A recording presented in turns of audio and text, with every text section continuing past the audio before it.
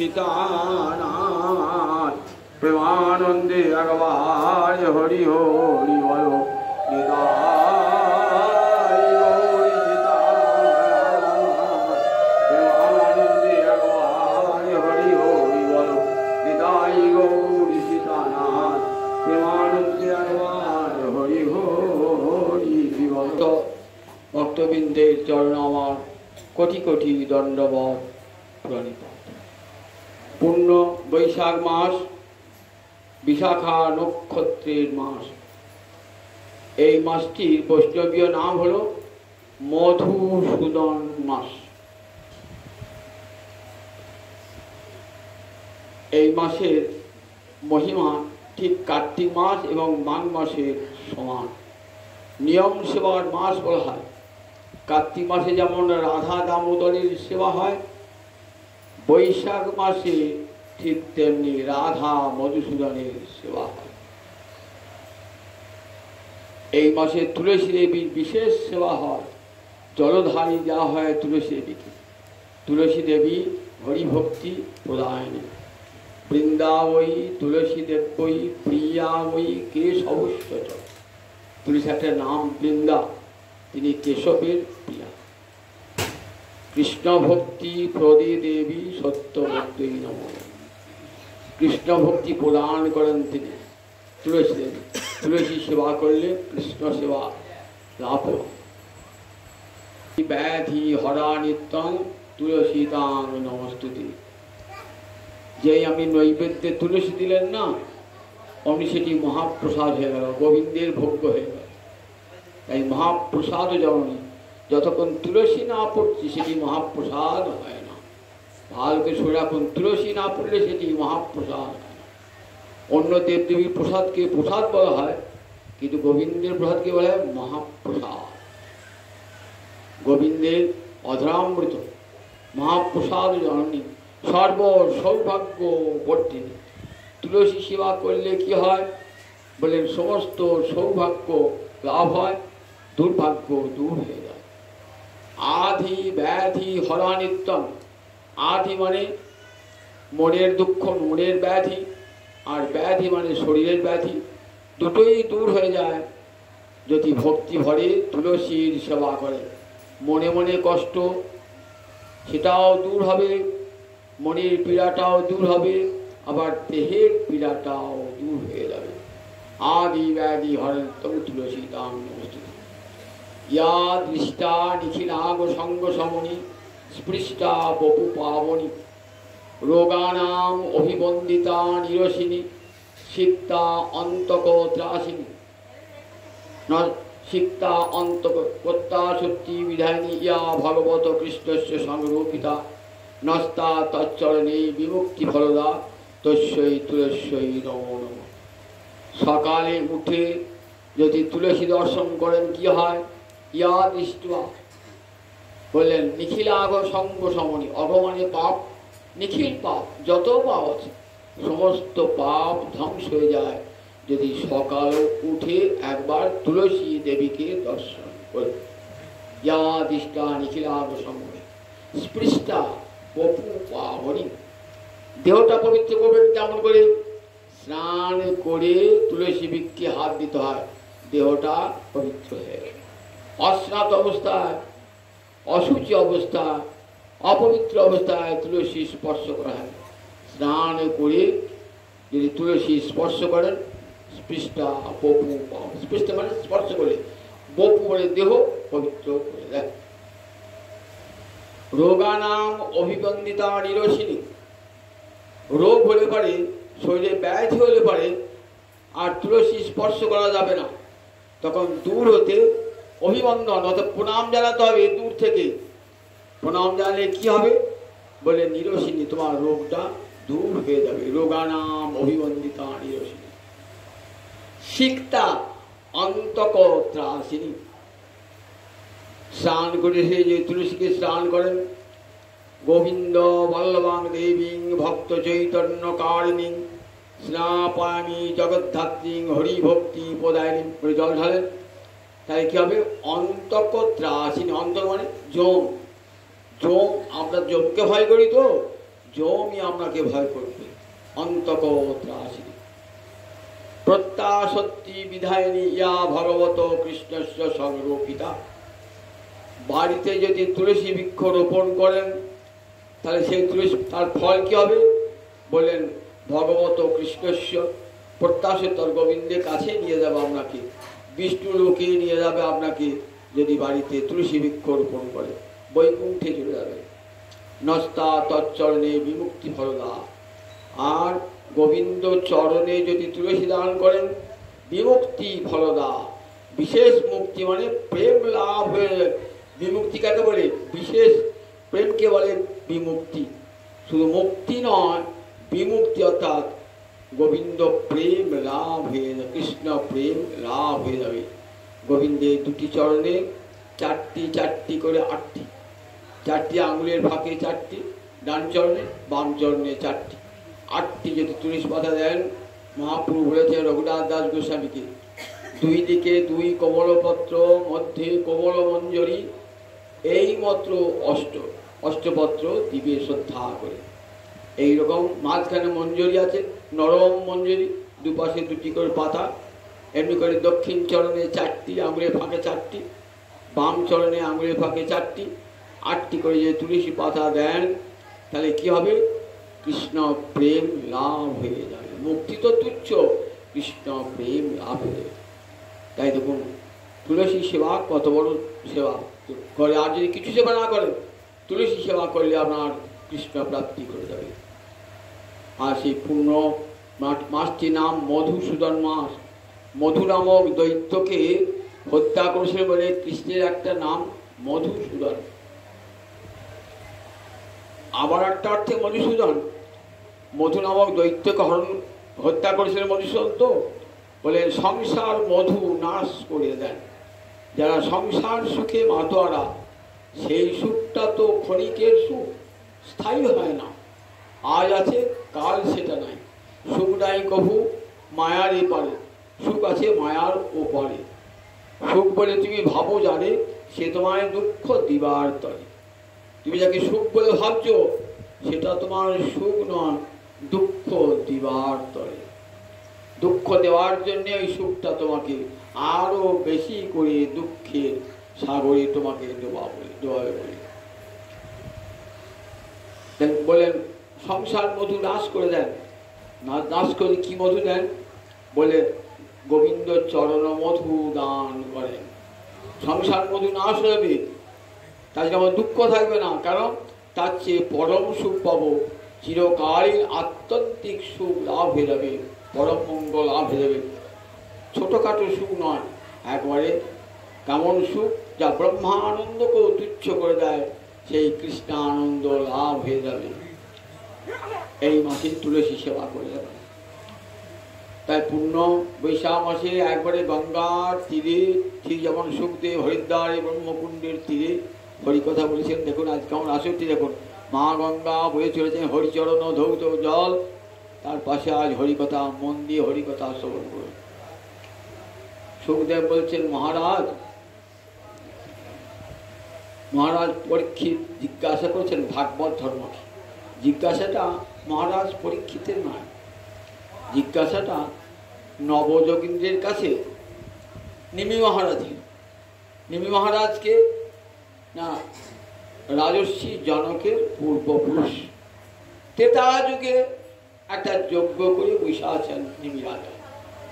রাজর্ষি জনকের পূর্বপুরুষ হলো এই নিমি রাজা। সেই নিমি রাজার যজ্ঞ করেছেন। যজ্ঞ সভায় 9 জন যোগীন্দ্র, এরা রাজর্ষি ভরতের 9 জন ভ্রাতা হাজির হয়েছে। নিমি মহারাজ একটা করে প্রশ্ন জিজ্ঞাসা করছেন,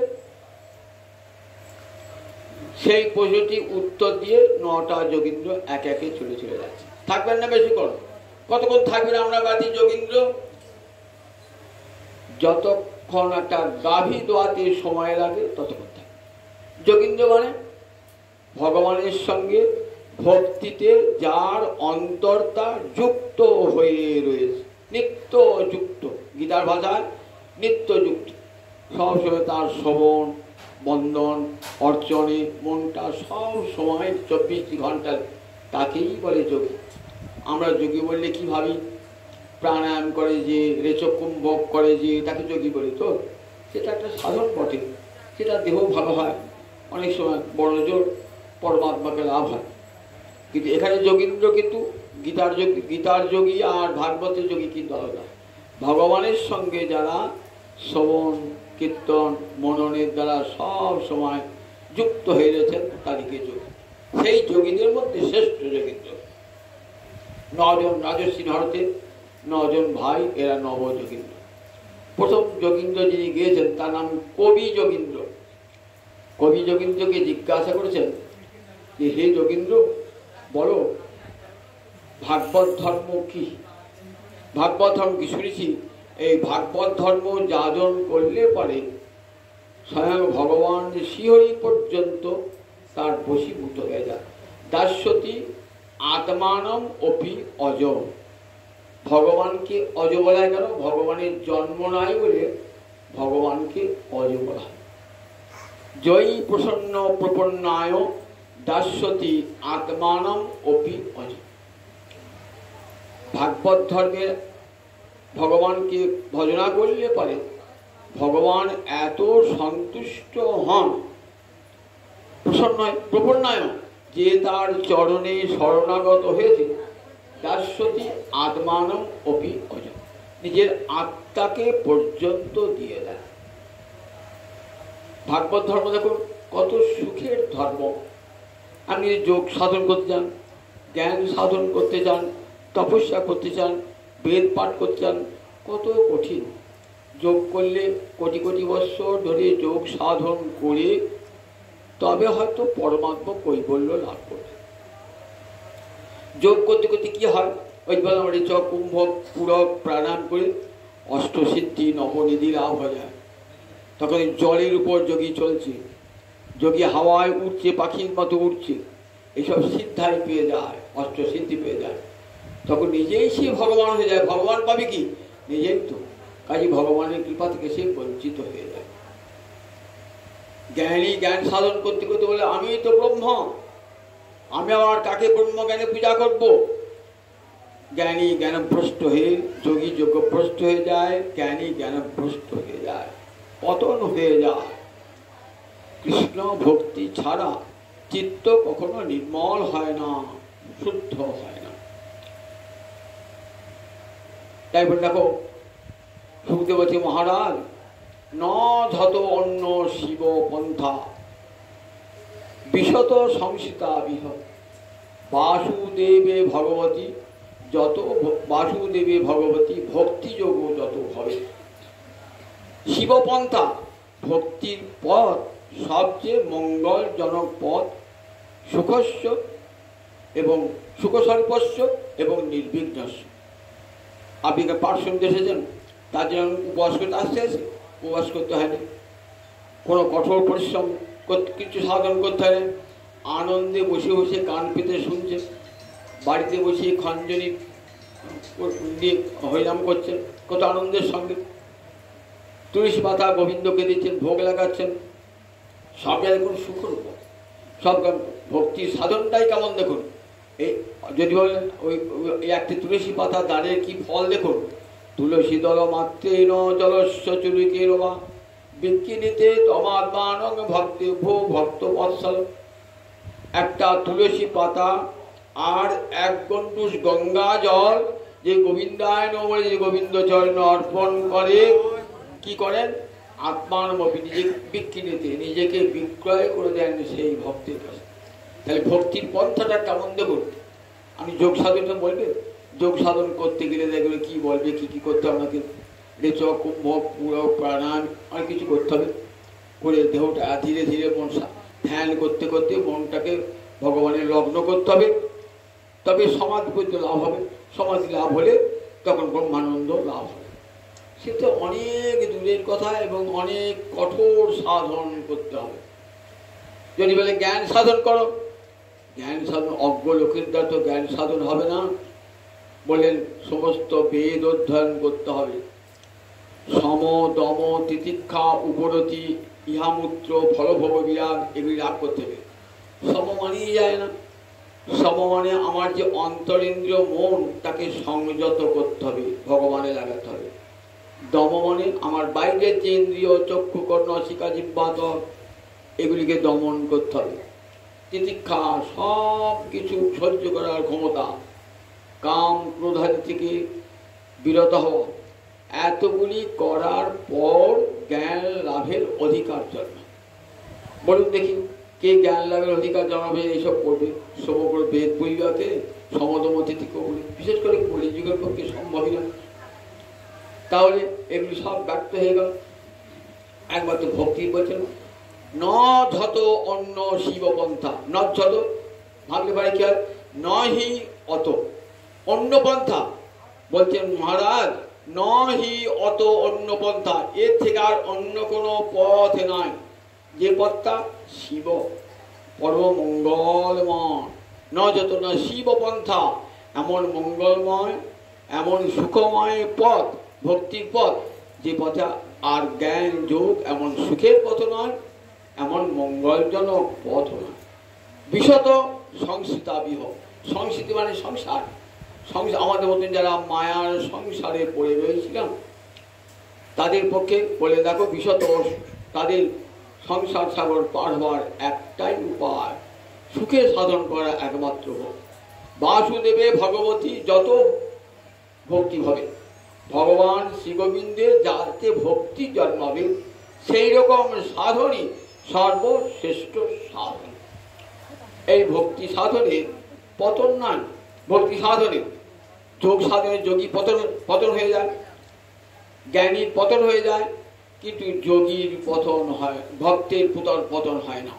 যোগীর পতন হয়ে যায়, কত যোগী দেখবে যোগভ্রষ্ট হয়ে যায়, গীতায় বলা আছে না যোগভ্রষ্ট হয়ে যায়, কত জ্ঞানী জ্ঞানভ্রষ্ট হয়ে যায়, কিন্তু ভক্ত কখনো ভ্রষ্ট হয় না। ব্রহ্মাদি দেবগণ যখন স্তব করছেন কংসের কারাগারে দিয়ে, তথা নতে মাধব তাবকা কচিত ভ্রসন্তি মার্গা তৈবদ্ধ সহিদা, তোমার ভক্তের কখনো পতন হয় না। কারা বলছেন? ব্রহ্মা ইন্দ্র রুদ্র সব দেবতা গিয়ে কংসের কারাগারে ভগবান শ্রীহরি স্তব করছেন। ভগবান তখন দেবকীর পেটে আছেন, সে অবস্থায় কংসের কারাগারে গিয়ে স্তব করছেন। তথা নতে মাধব, হে মাধব, তাবকা অর্থাৎ তোমার যারা জন, কচিত না ভ্রসন্তি কখনো তাদের পতন হয় না মার্গা ভক্তি পথ থেকে। তারা যত বিঘ্ন আসে আসুক, বিঘ্নের মাথায় পা দিয়ে তারা গোবিন্দ চরণে চলে যায়। বিঘ্ন আসে না, সমস্ত বিঘ্ন আসলে কেন? ভক্ত বিঘ্নকে ভয় করে না, বিঘ্নকে জয় করে যায় ভক্তি কাজে। দেখুন শ্রীমদ্ ভাগবতী বৃত্রাসুর বধ বলে একটা উপাখ্যান আছে। বৃত্রাসুরটা কে ছিলেন? চিত্রকেতু রাজা দেবী দুর্গার অভিশাপে বৃত্রাসুর হয়েছিলেন।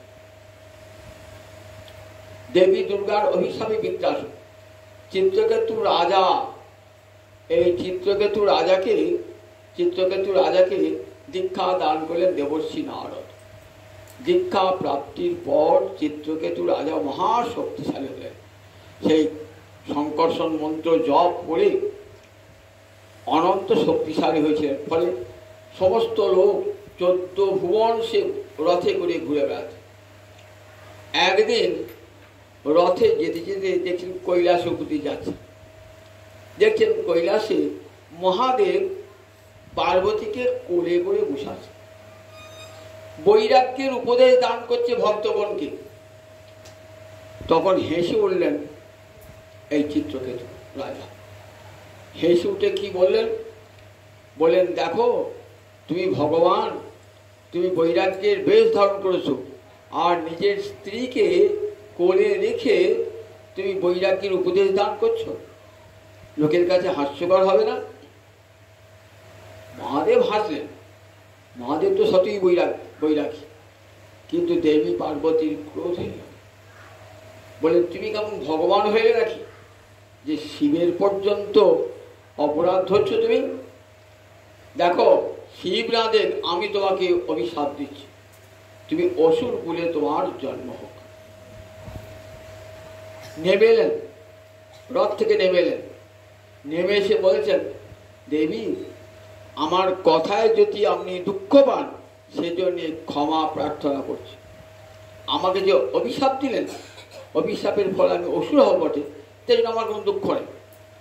আপনি যদি বলতেন তোর কৃষ্ণ ভক্তি বিনাশ হোক, তাহলে আমার অন্তরে দুঃখ হতো।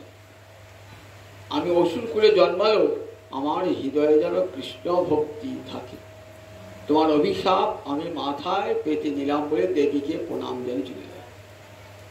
চিত্রকেতু এমন শক্তি লাভ করেছিলেন, দেবীকে অভিশাপ দিতে পারতেন, কিন্তু কৃষ্ণ ভক্ত অভিশপ্ত হলো, কাউকে অভিশাপ দেয় না। তাকে আঘাত করলেও সে কাউকে আঘাত করে না। এটাই তো কৃষ্ণ ভক্তির পরম মহিমা। বৃত্রাসুর হয়ে এলো, কিরকম দেখুন, কি করে বৃত্রাসুরটা হলো। আমরা দেখি দশটা ঋষির পুত্র রূপে এসেছেন। দশটা ঋষির পুত্রের নাম ছিল বিশ্বরূপ। এই বিশ্বরূপ কি করতেন? তার মা অসুর কুলে জন্ম। দেবরাজ ইন্দ্রের স্বর্গে পৌরিত্য কর্মে নিযুক্ত হলেন। লুকিয়ে লুকিয়ে কি করতেন বিশ্বরূপ? বিশ্বরূপ লুকিয়ে লুকিয়ে তার মাকে, মা তো অসুর করেন না, সেই অসুর কুলকেও যজ্ঞের ভাগ দিতেন। ইন্দ্র দেখে ফেললেন, কি করলেন? যদি অসুর কুলকে যজ্ঞের ভাগ দেয় তাহলে অসুরদের তো শক্তি বৃদ্ধি হবে, তাই বিশ্বরূপকে, এমন পুরুষ চাই না বলে বিশ্বরূপকে হত্যা করে। দশটা ঋষি শুনলেন যে আমার পুত্রকে দেবরাজ ইন্দ্র হত্যা করেছে, এত বড় স্পর্ধা, আমি একটা যজ্ঞ করব, আর সেই যজ্ঞের ফলে আমার এমন এক পুত্র হবে যে ইন্দ্রকে হত্যা করবে। বিশাল যজ্ঞ করলেন। সেই যজ্ঞ করতে গিয়ে, আহুতি দান করতে গিয়ে মন্ত্র উচ্চারণে একটু ভুল হয়ে গেল, উচ্চারণে ভুল হয়ে গেল, স্বরবৈগুণ্য হয়ে গেল। বেদ মন্ত্র তিনটে স্বরে উচ্চারণ করতে, উদাত্ত, অনুদাত্ত, স্বরিত। উদাত্ত মানে উচ্চ স্বর, অনুদাত্ত মানে নিম্ন স্বর, আর স্বরিত মানে মাঝামাঝি স্বর। বলা আছে কোন মন্ত্রের কোন অক্ষরটা উদাত্ত স্বরে হবে, কোনটা অনুদাত্ত স্বরে হবে, কোনটা স্বরিত স্বরে হবে। এত বড় পণ্ডিত বেদজ্ঞ ক্রোধের বশে যজ্ঞটা করছেন, তো ক্রোধের বশে মন্ত্রটা সামান্য একটু স্বরবৈগুণ্য হয়ে গেছে। যেখানে উদাত্ত স্বরে বলবার কথা সেখানে অনুদাত্ত স্বর। কেমন ফল হয়ে, দেখুন বিপরীত ফল হয়ে গেল। দেখাচ্ছেন ভাগবত, দেখো কলিকালে যদি যজ্ঞ করতে চাও তাহলে যজ্ঞ মঙ্গল দান করবে না, বরং বিপরীত ফল দান করবে। সামান্য একটু মন্ত্র উচ্চারণ সর্বৈগুণ্য, আর তার জন্য কত বড় ক্ষতি হয়ে গেল। দেখুন যজ্ঞ কুণ্ড হতে পুত্রের আবির্ভাব হলো, বৃত্রাসুর আবির্ভাব হলো। বৃত্রাসুরকে আহুতি দিলে বৃত্রাসুর আবির্ভাব হলো। বৃত্রাসুর এইবার দেখুন, যে ইন্দ্রকে হত্যা করবেন বলে পুত্র জন্ম চেয়েছিলেন, কিন্তু বৃত্রাসুর ইন্দ্রকে হত্যা করতে পারল না, ইন্দ্রই বৃত্রাসুরকে হত্যা করে। কিন্তু হরিভক্তি যায় নাই তো অসুরের, অসুরের অন্তরে হরিভক্তি যায় না। বৃত্রাসুর এত ক্ষমতা লাভ করেছে না, ক্ষমতা লাভ করে স্বর্গ অধিকার করে বসে আছে। দেবতারা স্বর্গচ্যুত, এখানে সেখানে বনে জঙ্গলে পাহাড়ের গুহায় ঘুরে বেড়াচ্ছে। বৃত্রাসুর দেখতে পায়, হত্যা করবে।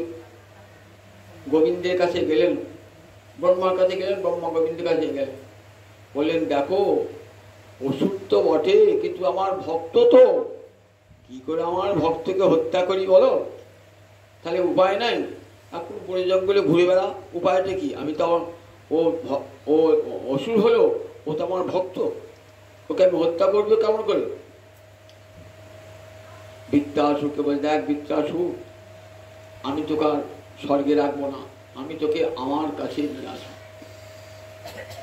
বললেন ঠিক আছে দেবতারা যাও, আমি ওকে আর তোমাদের কাছে রাখবো না, আমার কাছে নিয়ে আসবো। তোমরা এক কাজ করো, ওকে হত্যা করবার জন্য দধিচি মুনি আছে, দেখবে সে নৈমিষারণ্যে তপস্যা করছে। তোমরা গিয়ে বলবে, হে মুনিবর, আমরা দেবতারা বড় বিপন্ন, কোনো মতেই বৃত্রাসুরকে আমরা হত্যা করতে পারছি না। গোবিন্দ বলেছেন একমাত্র দধিচির অস্থি দিয়ে যদি বজ্র নির্মাণ করা হয়, সেই বজ্রের আঘাতে বৃত্রাসুরের মৃত্যু হয়। তা আপনি তো পরের মঙ্গল তপস্যা করছেন, পরের মঙ্গলের জন্যে, আমাদের মঙ্গলের জন্যে আপনি দেহত্যাগ করুন, আর আপনার ওই অস্থি দিয়ে আমরা বজ্র নির্মাণ করব।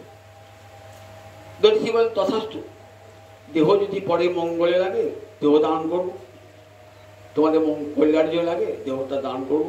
যোগ বলে দেহ ত্যাগ করলেন, অস্থি দিয়ে বজ্র তৈরি হল। এইবার ইন্দ্র সেই বজ্র নিয়ে এসেছেন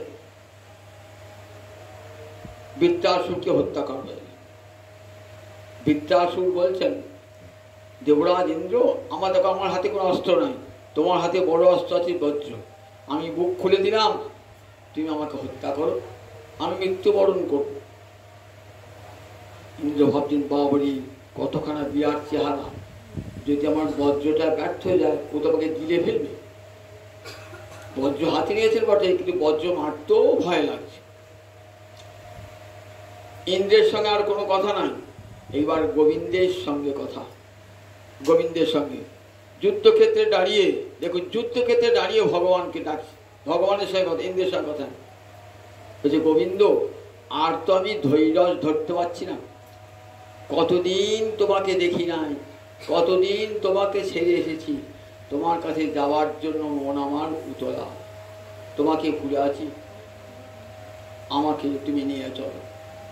কেমন করে তোর মনটা উদ্বিগ্ন হয়েছে শুনবে ঠাকুর। অজাত পক্ষা শাবকা, গাছে পাখা জন্মায় নাই, এমন পাখি ছানারা যেমন গাছের কুড়েতে গাছের পাখি বাসায় থাকে, মা সকালে চলে গেছে, বাবা সকালে চলে গেছে আহার আনবার জন্যে, পাখিগুলো বাসায় সন্ধ্যা যে হয়েছে না, কিচির মিচির কিচির করছে, ক্ষুধা পেয়েছে তো, মা আসবে খাবার নিয়ে, কিচির মিচির করছে।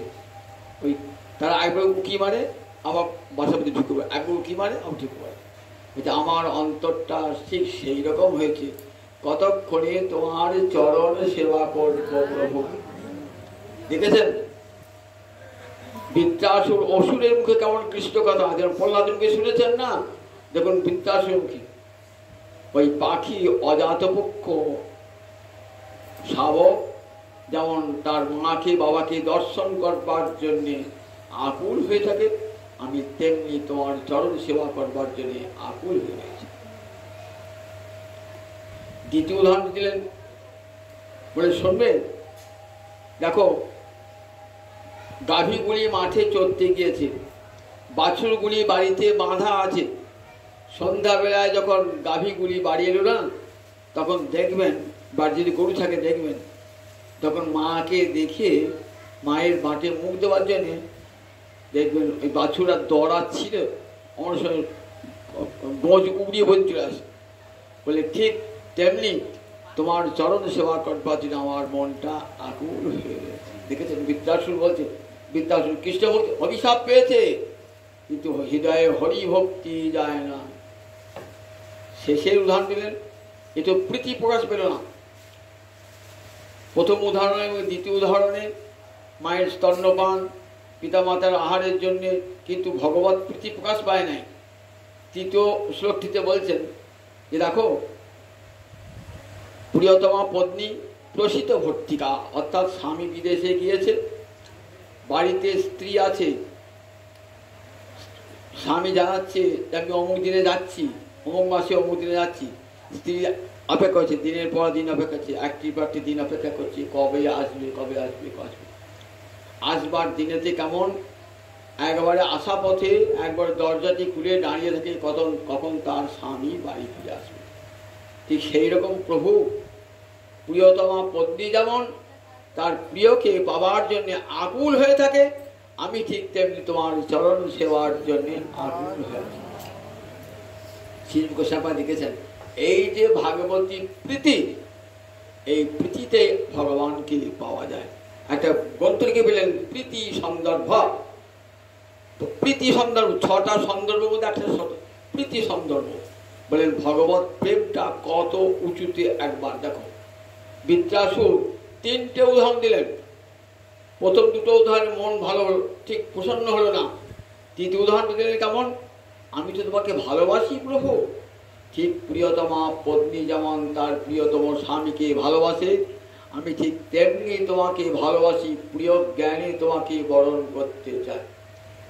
এই উদাহরণটিতে একবার শেষ হলো উদাহরণ। মহারাজ পরীক্ষিত কান খাড়া করে শুনছেন। আমরা মানুষ, আমাদের এত কৃষ্ণ ভক্তি নাই। আমার জন্মটা হয়েছে ভক্ত বংশে। আমার মা ছিলেন পরমা ভক্তিমতী। আমার পিতামহ অর্জুন কৃষ্ণের সাক্ষাৎ পরিকর। অথচ আমার তো এমন কৃষ্ণ ভক্তি হয় নাই। আর একটা অসুর, সে জন্মিয়েছে তো অসুর কুলে। অসুর কুলে জন্মিয়ে এমন করে কৃষ্ণ ভক্তি কেমন করে হয়? শ্রীমদ্ ভাগবত দেখাচ্ছেন, যে কুলে জন্ম হোক না কেন কেবল ভক্তি সার, এমন কি করে বরণ কুল। উচ্চ বর্ণ নিয়ে কি হবে যদি হরিভক্তি না হয়? ব্রাহ্মণ হলাম কিন্তু একদিনও কৃষ্ণ ভজন করলাম না। ব্রাহ্মণ হইয়া যদি কৃষ্ণ ভজন না করে, তার সঙ্গে আলাপেতে পুণ্য যায় দূরে। ব্রাহ্মণ হয়ে কৃষ্ণ ভজন করে না, বলে গলায় পইতে থাকলে কৃষ্ণ আসবে না। 2টো বেদ মন্ত্র উচ্চারণ করলে লোকের বাড়ি বাড়ি গিয়ে কৃষ্ণ আসবে না।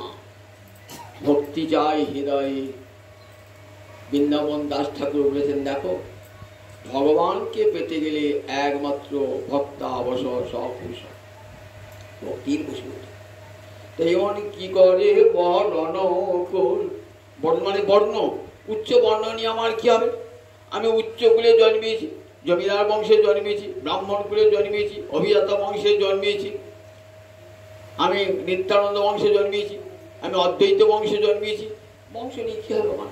বংশ নিয়ে যদি আমার কৃষ্ণ ভক্তি না থাকে, তুমি নিত্যানন্দ বংশে জন্মিয়েছো, তোমার নিতাই যে ওই বংশে জন্মালে যে তোমার আচরণ আছে, তুমি অদ্বৈত বংশে জন্মিয়েছো, অদ্বৈত বংশে আচরণ আছে, এক হচ্ছে গর্ব করছো আমি ওম বংশে তন্মী বংশে জন্মিয়েছি।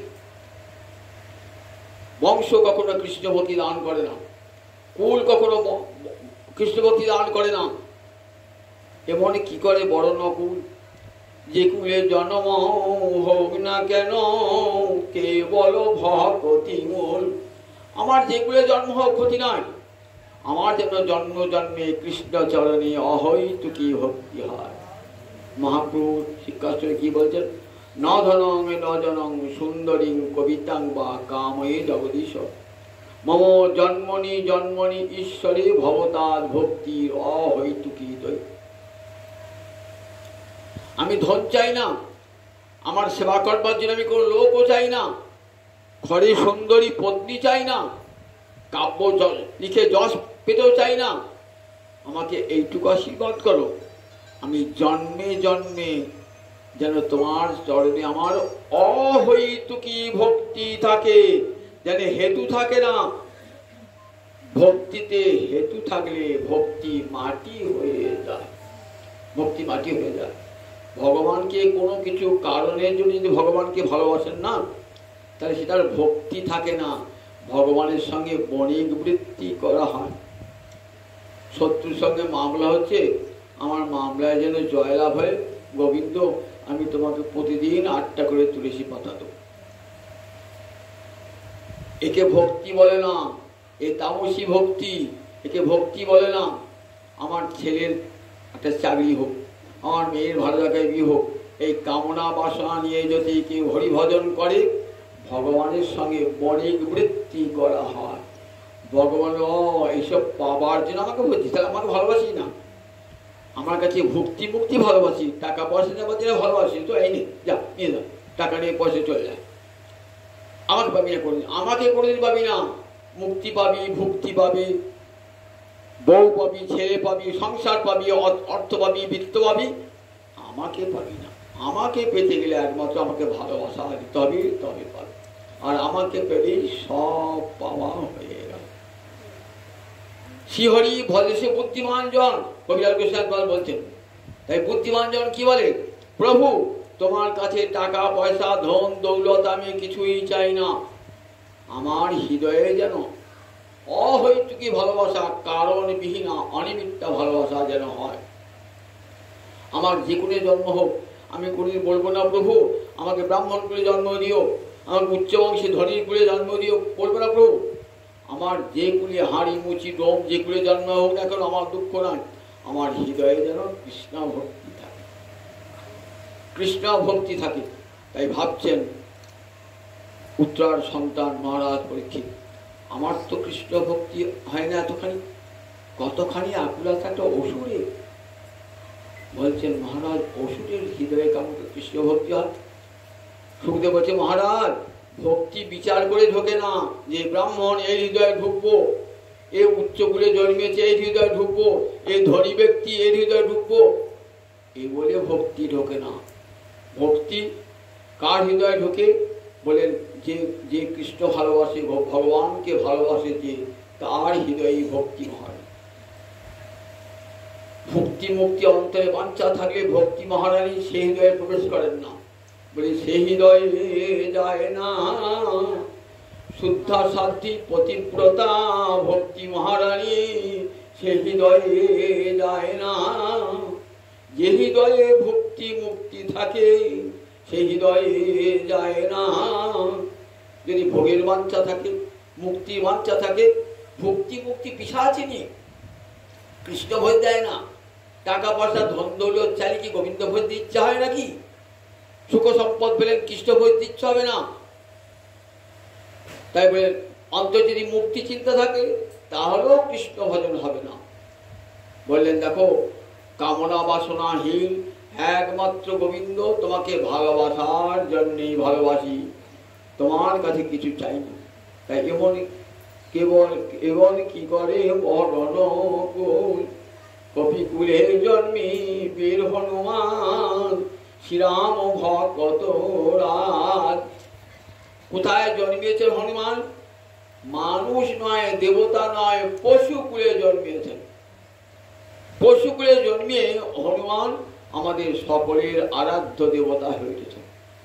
আমরা রাম মন্দিরে প্রণাম করবার আগে কি সম্মুখে হনুমান দারোয়ান হয়েছেন, হনুমানকে আগে প্রণাম জানাই, হে হনুমান কৃপা করো যেন রামচরণ দর্শন করতে পারে। তাহলে হনুমানের যদি কৃপা হয় তবে রামচরণ দর্শন হবে। তুলসীদাসজিকে দেখেছিলেন হনুমান, যেখানে বসে বসে তুলসীদাসজি রামায়ণ লিখতেন না, তুলসীদাস রামায়ণ, যেখানে বৃদ্ধ ব্রাহ্মণের বেশি হনুমান আসতেন। জানতে পারলেন ওই বৃদ্ধ ব্রাহ্মণ কেউ না, ঠিক আমার লেখাটি হয়ে যায় আর চলে যায়। পিছনে পিছনে ধরলেন আপনিকে, আপনি কে? তখন হনুমান তার স্বরূপটা দেখালেন, বলে আমাকে রামচরণ দর্শন করবে। হ্যাঁ দেখো, রামচরণ দর্শন করেছিলেন হনুমান। তাই রামচরণ দর্শন করতে গেলে হনুমানের কৃপা আগে পেতে হয়। দেখুন কত বড় সাধন করেছিলেন হনুমান, কেবল ভক্তিতে, কেবলা ভক্তিতে। প্রভু আমি যুগে যুগে তোমার সেবা করব, আমি তোমার কাছে ধন জন মুক্তি কিছুই চাই না। রামচন্দ্র 14 বছর পর অযোধ্যায় ফিরে এসেছেন, কল্পতরু হয়েছেন, যে যা চাইছে তাকে তাই দিচ্ছেন। সবাই ভাবছে হনুমান কি চায় একবার দেখবো। বলছে হনুমান তুমি কি দেবে গো? রামচন্দ্র বলছেন দেখো তুমি তো ভোগ্যবতী এ জগতে সম্পদ নেবে না, আমি তোমাকে বিভীষণের দেওয়া রত্নমালা দিয়েছিলাম, তুমি নাকে শুকে শুকে দেখলে রাম অঙ্গের গন্ধ নাই, দাঁতে কেটে দেখলে রাম সীতার মুখে ছুঁড়ে ফেলবে। রাম সীতার সঙ্গে সম্পর্ক নয়, সে যত বড় সম্পদ হোক না কেন, তার কোটি কোটি টাকা দাম, ছুঁড়ে ফেলবে। কারণ নিতে পারতেন হনুমান, ছুঁড়ে ফেলে। তাহলে তাই যখন নাও নাই তাহলে মুক্তি নাও। আমার দুটো হাত তো, একটা হাত আছে ভুক্তি মানে ভোগ্য বস্তু, নিখিল সম্পদ যদি চাও দিয়ে দেবো, একটা হাত আছে ব্রহ্মলোকের আধিপত্য, স্বর্গলোকের আধিপত্য, যা চাইবে দিয়ে দেবো। আর একটা আছে মুক্তি সম্পদ, এটা তো বড় সম্পদ, তুমি এটা নাও। বলছে প্রভু মুক্তিটা কি? তা বলছে আর তোমাকে মায়ের পিঠে আসতে হবে না, ভববন্ধন ছেদন হয়ে যাবে। বলছে আচ্ছা প্রভু মুক্তিতে তোমার সেবা হবে? বলে না, মুক্তিতে আমার সেবা তো হবে না, তুই তো আমার অঙ্গে বিলীন হয়ে যাবে। বলে না না প্রভু, ভববন্ধ ছিদস্যই পুরীরামের মুক্ত ভবান প্রভু অহমে দাস ইতি যত্র বিলুপ্পতে। আমি চাই না প্রভু, আমি চাই না, আমি ভববন্ধন নাশকারী মুক্তি আমি চাই না, নস্পৃহ আমি চাই না। ভবান প্রভু অহম দাস, তুমি আমার প্রভু আর আমি তোমার দাস, এই সম্পর্ক যেন জন্মে জন্মে হয়। আমি রামদাস, এটা যেন সবাই বলে, আমি রামদাস রূপী থাকতে হয়, রামের সেবক রূপে থাকতে হয়। জন্মে জন্মে আমার এমন জন্ম দাও, আমি যেমন আরাধ্য প্রভু রামচন্দ্রকে সেবা করতে পারি। তুচ্ছ করেছেন, দেখেছেন তো ভগবানের সঙ্গে বণিক বৃত্তি নন, ভগবানের সঙ্গে ভগবান হচ্ছেন কেমন অহৈতুকী ভালোবাসা। মম জন্মনি জন্মনি ঈশ্বরে ভবতার অহৈতুকী ভক্তি। এখানে দেখুন বৃত্রাসুরের অন্তরে কেমন, তাই ভক্তের পতন হয় না। বলছেন বিঘ্নের মাথায় পা দিয়ে ভক্ত কোথায়? গোলকের বৈকুণ্ঠে হয়ে যায়। বিনায়কা নিকপ উপমূর্ধ সুপ্রভ। বিনায়ক মানে বিঘ্ন, অনেক মানে সৈন্য, বিঘ্নের সৈন্য, তাদের যিনি পালন করে অধিপতি, তার মূর্ধা মানে মাথায় পা দিয়ে চলে যায় ভক্ত। বলছেন তারা বিচরন্তি নির্ভয়া দয়াভিগুপ্তা, যেন আমার ভগবান আছে তাই তারা অকুত ভয় বিচরন্তি নির্ভয়া, নির্ভয়ে সর্বত্র বিচরণ করে। যাদের হৃদয়ে হরিভক্তি জাগ্রত হয়েছে তারা এই জগতের কোনো কিছুই ভয় করে না। দয়াভিগুপ্তা বিচরন্তি নির্ভয়া, তোমার দ্বারা রক্ষিত হয়ে তারা নির্ভয় রূপে সর্বত্র বিচরণ করেন। তারা জানেন রাখে হরি তোমারিকে, এই বিশ্বাস তাদের অন্তরে একবারে গেঁথে দৃঢ় হবে, দৃঢ় হবে। তাই বলছেন মার্গা কচিন্ন ভ্রসন্তি, কখনো কখনো তারা তাদের পতন হয় না, আমার ভক্তের পতন হয় না। যোগী যে যোগ সাধনা করছে তার পতন হয়ে যাবে, জ্ঞানী যে জ্ঞান সাধন করে তার পতন হয়ে যাবে, তপস্বীর তপস্যা ভ্রষ্ট হয়ে যাবে। কিন্তু আমাকে যে ভজনা করে তার ভক্তি কখনো বিনষ্ট হবে না। হরিভক্তি একবার হৃদয়ে প্রবেশ করলে সেই ভক্তি আর যায়। আর ভক্তি মহারানী বিচার করে যান না যে এ ব্রাহ্মণ, এ দেবতা, এ অসুর, এ বিচার করে যান না।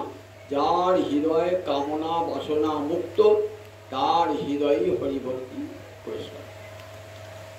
মহারাজ পরীক্ষিত বলছেন প্রভু অসুর মধ্যে এমন কৃষ্ণ ভক্তি। দেখো মহারাজ, প্রাক জন্মনি অনুশিক্ষিতম, পূর্বজন্মের শিক্ষা ভক্তি। তো ভক্তি যদি হৃদয়ী শক্তির বৃত্তি যদি একবার হৃদয়ে প্রবেশ করে তাহলে কোনো দিন যায় না ভক্তি মহারাজ। তাই দেখো ও অসুর হরি কবে, আগের জন্মে তো কৃষ্ণ ভক্ত ছিল, চিত্রকেতু ভক্ত, গুরু ভক্ত, সেই ভক্তি নিয়েই জন্মেছে, অসুর হয়েছে। এই হরিভক্তি যাবে কেমন করে? দেখো ইচ্ছা করলে চিত্রকেতু অভিশাপ দিতে পারতেন, কিন্তু নির্ভয়ে চলে এলেন। বল মহাদেব বলছে দেখেছ নারায়ণ নারায়ণ পরাসর্বে ন বিভেতি কুতশ্চন, যারা গোবিন্দ চরণে আত্মদান করেছেন তাদের কোনো কিছু থেকেই ভয় না। ইচ্ছা করলে তোমাকে অভিশাপ দিতে পারতেন, অভিশাপ দেননি। জানো মানির মান মর্যাদা রক্ষা করেন ভক্তেরাই, তারা জানেন মর্যাদাক্ষণ ভক্তির ভূষণ। কখনো আমাকে উল্লঙ্ঘন করে নাই, তোমাকে প্রণাম জানিয়ে গিয়েছে। তুমি যাতে মনে কষ্ট না পাও তার জন্য তোমার কাছে অনুতাপ জানিয়ে গিয়ে তোমার চরণে প্রণাম জানিয়ে গেছে। কৃষ্ণ ভক্ত এমনই, কোনো কিছুতে ভয় প্রাপ্ত হয় না। তাই দেখুন ভক্তি তব মার্গা ন ভর্সন্তি, তোমার পথ থেকে কখনো তারা চ্যুত হয় না। ব্রহ্মাদি দেবগণ বলছে। যদি বলেন কেন রাজর্ষি ভরত হরিণ হয়ে গেল, যে পতন হলো না? বলে রাজর্ষি ভরত হরিণ হলো বটে কি করে? হরিণ চিন্তা করতে করতে প্রাণ পরিত্যাগ করেছেন, তো তাই পরজন্মে হরিণ হলেন। মৃত্যুকালে মরণে যা মতি শৈব গতির ভাবে শাস্ত্রে বলেছে। মৃত্যুকালে আপনার যেমন মতিটা হবে, যদি বাড়ি ঘরে পথে পথে সুন্দর বাড়িটা করলাম, ভোগ করতে পারলাম না, তাহলে বাড়ি পাবেন কেমন করে? ওই আরশোলা টিকটিক হয়ে দেয়ালে দেয়ালে ঘুরে বেড়াবে। প্রচুর ধন রেখে গেছেন, তো রেখে গেলাম, সাপ হয়ে আসবে, ধনাঘাট রক্ষা করবে, কৃষ্ণচরণ তো পাবে না। আর মৃত্যুকালে যদি কৃষ্ণ কৃষ্ণ বলতে প্রাণ পরিত্যাগ করেন, আবার এমন কুলে গোবিন্দ জন্ম দেবে যে কুলে কৃষ্ণ ভজন হয়, কৃষ্ণ ভজন হয়। তাই রাজর্ষি ভরত এত বড় ভক্ত, নিজের স্ত্রী পুত্র সব পরিত্যাগ করে গিয়েছিলেন, কিন্তু একটি মৃগ শাবক ভেসে আসছে, দিকা থাক করুণায় চিত্তটা বিগলিত হয়ে গেল। শাবকটিকে তুলে এনে মানুষ করতে লাগলেন। কোথায় তার তপস্যা চলে গেল, হরিভজন চলে গেল, দিবারাত্র হরি। একদিন সে হরিণটি হারিয়ে গেল। হরিণ চিন্তা করতে করতে প্রাণ পরিত্যাগ করে। এইবার যখন এ দেশে হরিণ নয়, কিন্তু যখন প্রাণ পরিত্যাগ করছেন, হরিণটি কি করতেন? হরিণ জন্ম লাভ করে ঋষিরা যেখানে বেদ পাঠ করতেন, পাশে চুপটি করে বসতেন, যা তা খেতেন না। ঋষিরা গোবিন্দের ভোগ লাগিয়ে সে উচ্ছিষ্ট পাতা ফেলতেন, সেই পাতা ছেড়ে ছেড়ে খেতেন। ঋষিদের আশ্রয়ের পাশাপাশি ঘুরতেন। মৃত্যুকালে নদীতে গণ্ডকী নদীর জলে গলা ডুবিয়ে হা কৃষ্ণ বলতে বলতে প্রাণ পরিত্যাগ। এই দ্বিতীয় জন্মে জড় ভরত হয়ে জন্ম হলেন। দেখুন, ভক্তি নষ্ট হলো না। ভক্তি হরিণ চিন্তা করার জন্য হরিণ জন্ম পেয়েছেন বটে, কিন্তু হরি ভক্তি নষ্ট হয় না। হরিণ জন্মেতেও হরি ভক্তি রয়ে গেছে। তৃতীয় জন্মেতে একবারে জড় ভরত হয়েছে, একবার পরম কৃষ্ণ ভক্ত। আর কারো সঙ্গে মিশবো না, কারো সঙ্গে কথা বলবো না, কারো সঙ্গ করব না, খ্যাপা বোবা পাগল হয়ে থাকে, জড়ন্মত্ত পিশাচ। সবাই খ্যাপা বলে দূর করে দেবে, পাগল বলে বোবা বলে, আমার কৃষ্ণ ভজন হবে, সুন্দর করে কৃষ্ণ ভজন হবে। দেখেছেন তো? তাই দেখুন, এমন যে রাজর্ষি ভরত যে নিজের পুত্র কন্যা সব পরিত্যাগ করছে, পত্নীকে পরিত্যাগ করছিলেন, কিন্তু তার পতন হলো না।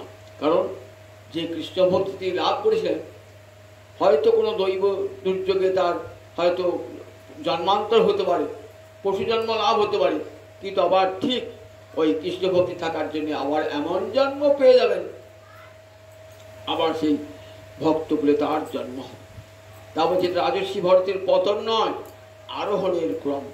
খাড়াই পাহাড়ে উঠছেন তো সোজা হয়ে ওঠা যায় না, খানিকটা বেঁকে নামতে হয়, আবার উঠতে হয়, আবার বেঁকে নামতে হয়। বলেন ঠিক এমনি কৃষ্ণ ভক্ত উঠতে আরোহণ করে কেমন, কখনো কখনো মরছি নিচে নেমে গেল বোধ না, আবার দেখুন উপরে উঠবে। এমনি করে কৃষ্ণ ভক্ত গোবিন্দ চরণ প্রান্তে পৌঁছে যায়। তারা কোনো কিছুর ভয় করে না। প্রহ্লাদকে নিতে এসছেন, ধ্রুবকে নিতে এসছেন মৃত্যু দেবতা যম, দেখছেন কালো ছায়া ঘুরে বেড়াচ্ছে। ধ্রুব জিজ্ঞেস করছে, কে তুমি? তা বলছে, আমি মৃত্যুর দেবতা যম। কি জন্য এসেছো? তোমাকে নিতে এসেছি। যম বলছি, আমাকে নিতে এসেছো? না, বলে ওই দেহটা তো আমি স্পর্শ করতে পারবো না। কেন পারবে না দেহটা স্পর্শ করতে? ওটা গোবিন্দ তোমার অঙ্গ স্পর্শ করেছে তো, আর ওই দেহেতে তোমার হরি ভক্তি আছে, সুতরাং ওই দেহ স্পর্শ করবার অধিকার আমার নাই। তাহলে আমি বলেন, দেখো এক কাজ করো, তুমি আমার মাথায় চরণটা দাও, দিয়ে চলে যাও বৈকুণ্ঠে। রথ পাঠিয়েছে গোবিন্দ, ধ্রুবকে আনবার জন্য রথ পাঠিয়েছে। যেমন আমরা কোনো আত্মীয় স্বজন দূর দেশে আছে, তো আমরা বাড়িতে অনুষ্ঠান হবে, বলে তোকে ট্রেনে বাসে আসতে হবে না, আমি গাড়ি পাঠিয়ে দিচ্ছি। ভগবান ঠিক তেমনি তার প্রিয়জনকে দেখুন গাড়ি রথ পাঠিয়ে দিয়েছে। রথে চড়বার করে মৃত্যু এসে হাজির। এই দেহ রথে চাপা যাবে না, মৃত্যু এসে হাজির। ছো আমাকে, ছুঁয়ে না, বলছি ওই দেহটা ছুটেই পারবো না, কারণ ওই দেহে কৃষ্ণ ভক্তি আছে, আবার গোবিন্দ স্পর্শ করেছে ওই দেহটা, ছুঁতে পারবো না। তাহলে কি পায়? আমার মাথায় পা দিয়ে তুমি রথে উঠো। জগৎ দেখো যে বিঘ্নের মস্তকে পা দিয়ে ভক্ত চলে যায় বৈকুণ্ঠ লোকে। দেখুন বলে না না, দেখো যমরাজা 12টা ভক্তের মহাজনের মধ্যে তুমি একটা। 12 জন ভক্ত আছেন, মহাজন আছেন পৃথিবীতে। স্বয়ম্ভু, নারদ, শম্ভু, কুমার, কপিল, মনু, প্রহ্লাদ, জনক, ভীষ্ম, বলি, বইয়া, সখী, বয়। যমরাজা বলছেন তার যে অনুচরগণকে, আমরা 12 জন জানি ভক্তি ধর্ম কি, হরিভক্তি কি, এই আমরা 12 জন জানি পৃথিবীতে। কে কে? স্বয়ম্ভু, নারদ, শম্ভু। ব্রহ্মা, স্বয়ং ব্রহ্মা, নারদ জানেন, শম্ভু মহাদেব জানেন, কুমার, কপিল, মনু, সনত কুমার জানেন ব্রহ্মার পুত্র, কপিল দেব জানেন ভগবানের অবতার কপিল দেব জানেন, মনু জানেন মনু মহারাজ ব্রহ্মার পুত্র মনু, প্রহ্লাদ, জনক, ভীষ্ম, প্রহ্লাদ জানেন, রাজর্ষি জনক জানেন, বিশ্বদেব জানেন, আর বলিরাজা জানেন, আর ব্যাসনন্দন সুখদেব জানেন, আর আমি জানি। এই 12 জন আমরা জানি হরিভক্তি কি, ভাগবত ধর্ম জানি। এই 12 জন, এই 12 জনকে কি বলে? দ্বাদশ মহাজন। ভাগবতের 6ষ্ঠ স্কন্ধে এই দ্বাদশ মহাজনের উল্লেখ আছে। এত বড় ভক্ত, আমি তোমার মাথায় পা দিতে পারি? ধ্রুবতে জানেন পা দিতে পারি না। তাহলে উপায়টা কি? যাবে কি করে? রথে চড়বে কি করে? তাহলে যমরাজা বলছে, আচ্ছা দেখো, আমি একটা নূতন বস্ত্র নিয়ে আসি, আর সেই বস্ত্রের একটা অংশে তুমি চরণটা দাও, আমি বস্ত্রটা মাথায় দেব, আর তুমি সেই বস্ত্রের উপর তোমার চরণটা রেখে তুমি রথে ওঠো। নিয়ে এলেন যমরাজা একটা নূতন বস্ত্র, নিজের মাথায় ঠিকেছে নিচের দিকে, আর সেই বস্ত্রের পা চরণ দিয়ে ধ্রুব উঠে গেলেন রথেতে। দেখুন, দেখাচ্ছেন জগৎ কি, বিঘ্নের মাথায়, মৃত্যুর মাথায় পা দিয়ে ভক্ত যান গোলকে বৈকুণ্ঠে। তারা মৃত্যুকে ভয় করেন না, মৃত্যুর মাথায় পা দিয়ে, মৃত্যুর মধ্যে, অর্থাৎ মৃত্যুর মাথায় পা দিয়ে চলে যান তারা কৃষ্ণলোকে বৈকুণ্ঠ লোকে। কত বড় সাধন এই ভক্তি ধর্ম! কোনো কিছুতেই যায় না ভক্তি ধর্ম, বিনষ্ট হয় না ভক্তি ধর্ম। তাই সুখদেব বলছেন মহারাজ পরীক্ষিতে ভাগবত 3য় স্কন্ধে, ন ধত অন্য শিবপন্থা। শোনো, ন হি অত শিবপন্থা, এই ভক্তি ছাড়া এমন মঙ্গলময় পথ আর নাই। জ্ঞান নয়, যোগ নয়, তপস্যা নয়, বেদ পাঠ নয়, একমাত্র ভক্তি হলো সেই মঙ্গলময় পথ। বিশত সংস্কৃত, সংস্কৃতি মানে সংসার, ইহ, এই সংসারে যারা প্রবেশ করেছে, স্ত্রী পুত্র সংসারে যারা ঘর করছে, তাদের একটাই পথ। কি পথ? বাসুদেবী ভগবতী যত ভক্তি যোগ হবে। ভগবান শ্রী গোবিন্দে যাতে ভক্তি যোগ, যা হতে ভক্তি যোগ লাভ হয়, সেটাই হলো শিবপন্থা। সেটাই শিবপন্থা সিদ্ধস্বামী নিয়ে করছেন, সুকরূপস্য নির্বিঘ্নস্য। এই পথে কোনো বিঘ্ন নাই, চোখ বুঝে চলে যান। যোগীন্দ্র বলছেন, চোখ বুঝে নেত্রে নিমিল্য ধাবনে রাজা, রাজন নেত্রে নিমিল্য ধাবন, চোখ বুঝে এই ভক্তির পথে চলে যান। ন পথে পড়বে না, ন স্খলন হবে না। এই ভক্তির পথে গেলে স্খলন নয়, পতন নয়। ন প্রমাদ দেত, কোনো প্রমাদ বা অনবধানতার জন্য কোনো পাপ হবে না। ভক্তির পথে গেলে, জ্ঞানের পথে গেলে হবে, যোগের পথে গেলে হবে, কিন্তু ভক্তির পথে গেলে প্রমাদ হবে না। বললেন দেখো, এই পথ ধরে চলে যাও, নস্খলে বলে ভাগবত ধর্ম। তাই অঞ্জ পুংসাং অবিদুষাং বৃদ্ধি ভাগবতান হিতান। এই ভক্তি অঙ্গ জ্ঞানী অজ্ঞানী সবাই যাজন করতে পারে। ব্রাহ্মণও পারে, চণ্ডালও পারে, দুর্ভাগাও পারে, সৌভাগ্যবানও পারে, ধনীও পারে, দরিদ্রও পারে, পুণ্যবানও পারে, পাপিষ্ঠও পারে, ব্রাহ্মণও পারে, চণ্ডালও পারে। এই ভক্তি সার্বভৌম ধর্ম, সার্বজনীন ধর্ম, ভক্তি ধর্ম। এটি আমার মহাপ্রভু আসার আগে এই সার্বভৌম বা সার্বজনীন ধর্মের সন্ধান দিন পারবে। আমার মহাপ্রভু করুণার ঠাকুর 2 ভাগবত সঙ্গে করাইল সাক্ষাৎকার। শ্রীমদ্ ভাগবত আর ভক্ত দুটি সব বলেন। দেখো, ভক্তি ধর্মই এমন ধর্ম, ব্রাহ্মণের পাশে চণ্ডাল বসে একদিন যে চণ্ডালকে ঘৃণা করেছিল, এই তুই আমাকে ছবি না, আমাকে আবার গঙ্গা চান করতে হবে, চণ্ডাল তো তুই জাতিতে, তুই মুদ্দ ফরাস, মনা ফরাস, তুই আমার গায়ের পাশে বসবি না বলে তাই ঘৃণা করতাম। মহাপ্রভু আমার কেমন করুণা থাকে দেখুন, ব্রাহ্মণের পাশে চণ্ডাল বসেছেন, সেখানে হরিনাম হচ্ছে, হরে কৃষ্ণ কৃষ্ণ কৃষ্ণ হরে হরে, হরে রাম রাম রাম। এমন ধর্ম কে দিয়েছেন? আগে ব্রাহ্মণ যাগযজ্ঞ করতো, সেখানে সূর্য ব্রাহ্মণ ছাড়া কার যাবার, চণ্ডাল হাঁড়ি মুচিত তো দূরের কথা, অন্য ব্রাহ্মণ ছাড়া অন্য কেউ সে যজ্ঞ স্থলে প্রবেশ করতে পারত না। আমার মহাপ্রভু এমন নামযজ্ঞ দিয়ে গেলেন না, নামযজ্ঞ সর্বযজ্ঞের সেরা, মুক্তি তো বটেই, কৃষ্ণ প্রেম লাভ হয়ে যাবে পরমানন্দে। সবাই এক, ব্রাহ্মণী চণ্ডালে করে কোলাকুলি, কবে বা এ ছিল রঙ্গ। কৃষ্ণ প্রেম যখন লাভ হয়, ব্রাহ্মণ চণ্ডালকে জড়িয়ে ধরেন, চণ্ডাল ব্রাহ্মণকে জড়িয়ে ধরেন। ওই বলে না তো, আমার গাটাও, আমার দেহটা অসহ্য হয়ে গেল, যা অপবিত্র হয়ে গেল, তুই দূর হ। বলেন না, ব্রাহ্মণ চণ্ডাল একসঙ্গে নয়ন জলে ভাসছে। এই সার্বভৌম, এই ভক্তি ধর্ম আমার মহাপ্রভু করুণার দান। বলেন, যাও নিতাই চাঁদ জগজ্জীবের দ্বারে দ্বারে, নয়নে দেখিবে যারে, নাম প্রেম এলিও তারে।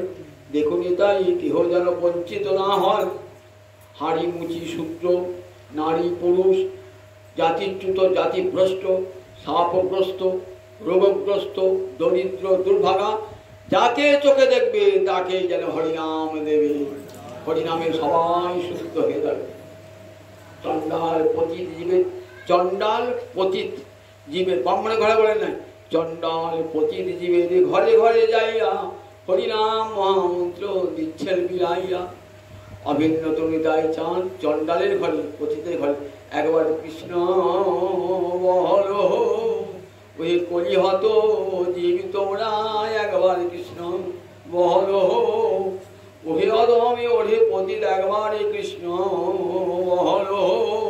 তোর যে নাম এনেছি, নামের সাথে কৃষ্ণ প্রেম, যা সত্য যুগে ত্রেতা যুগে দাপরে মানুষ পায় নাই, নামের সঙ্গে সেই রাধা রানীর প্রেম পেয়ে যাবে, জীবন ধন্য হয়ে যাবে, সার্থক হয়ে যাবে। জয় নিতাই, জয় নিতাই।